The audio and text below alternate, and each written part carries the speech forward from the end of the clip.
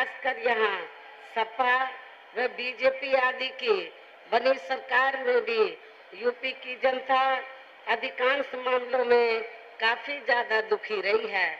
सपा की सरकार में तो ज्यादातर यहाँ गुंडों, बदमाशों, माफियाओं, अराजक तत्वों व सरेआम लूट खसोट करने एवं दंगे फसाद आदि कराने वालों का ही राज रहा है, जिसकी खास वजह से ही इस सरकार में हमेशा यहाँ तनाव की स्थिति बनी रही है।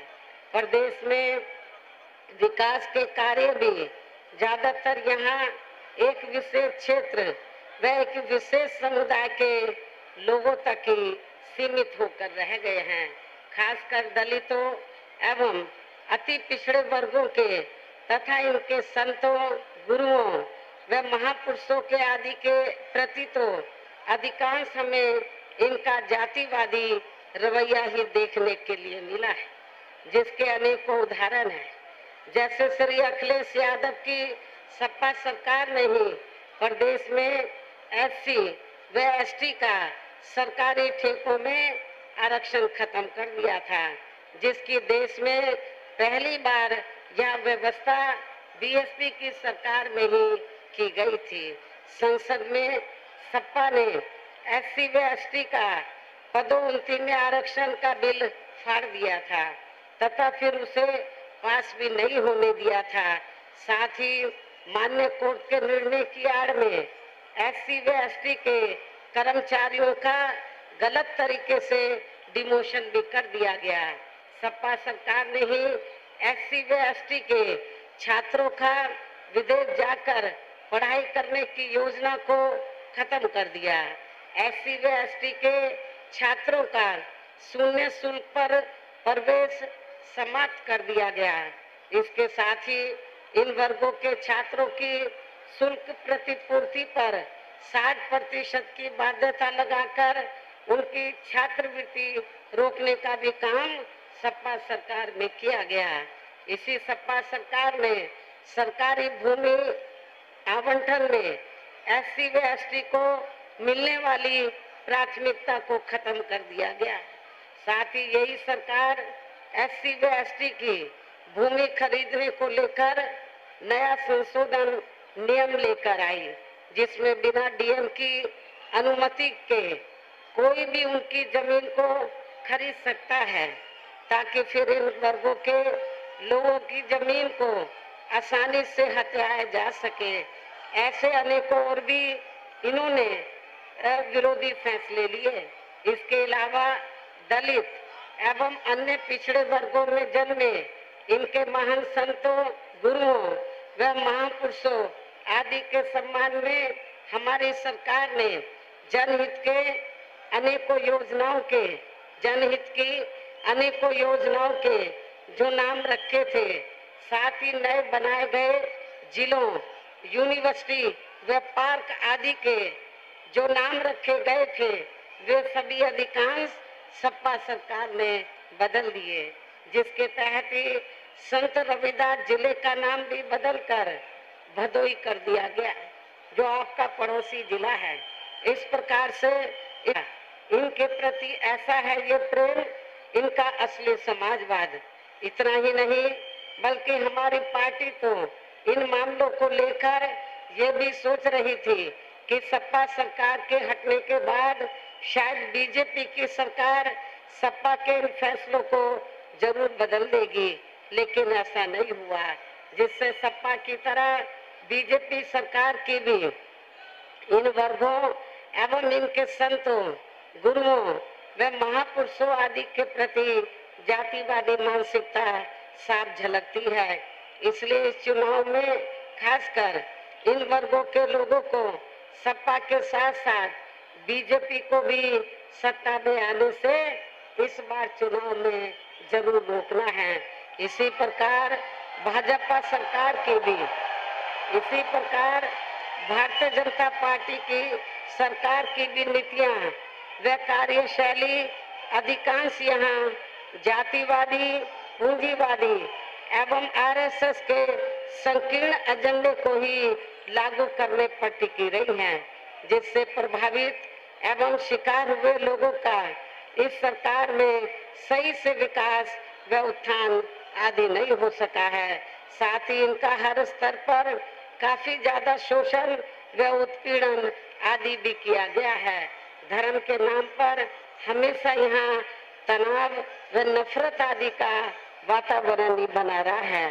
प्रदेश में अपराध भी काफी ज्यादा बढ़े हैं, खासकर दलित, अकलियत व महिलाएं आदि भी इस सरकार में कतई भी सुरक्षित नहीं रही हैं।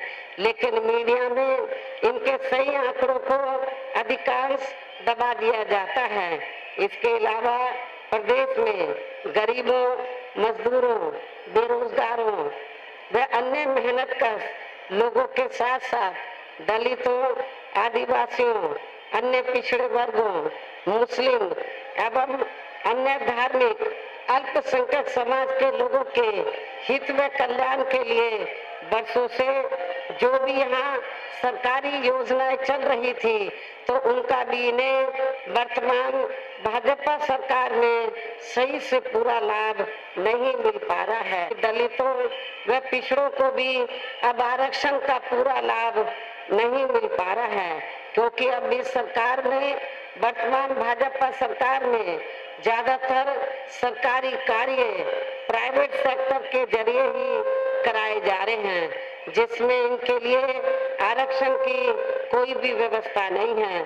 सरकारी नौकरियों में भी इनका आरक्षण का कोटा पूरा नहीं किया जा रहा है। मुस्लिम व अन्य धार्मिक अल्पसंख्यक समाज के लोगों के साथ तो बीजेपी की सरकार में अधिकांश यहाँ सोतेला व पक्षपात वाला रवैया ही अपनाया गया है। विशेषकर मुस्लिम समाज तो इस सरकार में सबसे ज्यादा दुखी रहा है। इतना ही नहीं, बल्कि इस बार बीजेपी की सरकार में अपर कास्ट समाज में से विशेषकर प्रबुद्ध वर्ग में भी खासकर ब्राह्मण समाज हर मामले में अपने आप को काफी ज्यादा उपेक्षित महसूस करता रहा है। इसके अलावा इनकी गलत आर्थिक नीतियों के कारण यहाँ गरीबी, बेरोजगारी व महंगाई आदि भी काफी ज्यादा बढ़ी है। इसके साथ साथ उत्तर प्रदेश सहित पूरे देश के किसान भी केंद्र सरकार की गलत नीतियों के कारण काफी ज्यादा दुखी व परेशान रहे हैं और अभी भी हैं। साथ ही प्रदेश में बेरोजगार लोगों को रोजगार नहीं मिलने के कारण ज्यादातर इनको इस सरकार में भी पलायन करना पड़ा है। जबकि आप लोगों को मालूम है कि यूपी में बीएसपी की ही अकेली एक ऐसी सरकार रही है 4 बार, जिसकी सरकार में यहाँ से बेरोजगार लोगों को पलायन नहीं करना पड़ा है, बल्कि जो पलायन करके चले गए थे वो मेरी सरकार में वापस आ गए। बड़े पैमाने पर लोगों को रोटी रोजी के साधन मिले और मैं आप लोगों को ये विश्वास दिलाना चाहती हूँ, जब इस बार बीएसपी के नेतृत्व में सरकार बनेगी तो फिर से उत्तर प्रदेश में गरीब नौजवानों को, बेरोजगारों को रोटी रोजी के साधन दिए जाएंगे। इस पर इन सभी विरोधी पार्टियों की रही सरकारों में शुरू से ही यहाँ यूपी की जनता काफी ज्यादा दुखी व परेशान रही है। विशेषकर कोरोना महामारी के दौरान तो इन सभी की हालत और भी ज्यादा खराब हो गई है।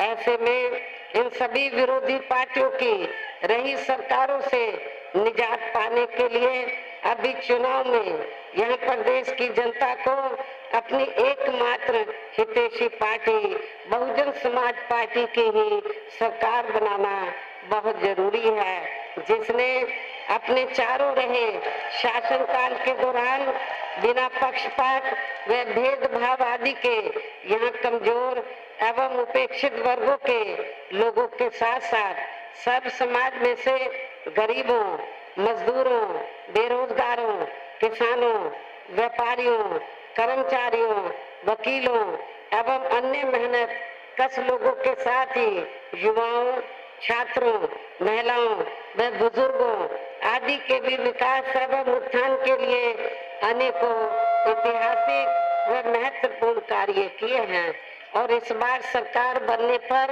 वो सभी कार्य फिर से शुरू किए जाएंगे। प्रदेश में विशेषकर गरीबी एवं बेरोजगारी आदि को दूर करने के लिए इस बार भी जरूरी कदम उठाए जाएंगे और इस मामले में हमारी सरकार ने बेरोजगार लोगों को बेरोजगारी भत्ता नहीं बल्कि उन्हें बड़ी संख्या में सीधे ही रोटी रोजी के साधन उपलब्ध कराए हैं और इस बार सरकार बनने पर भी जरूर उपलब्ध कराए जाएंगे।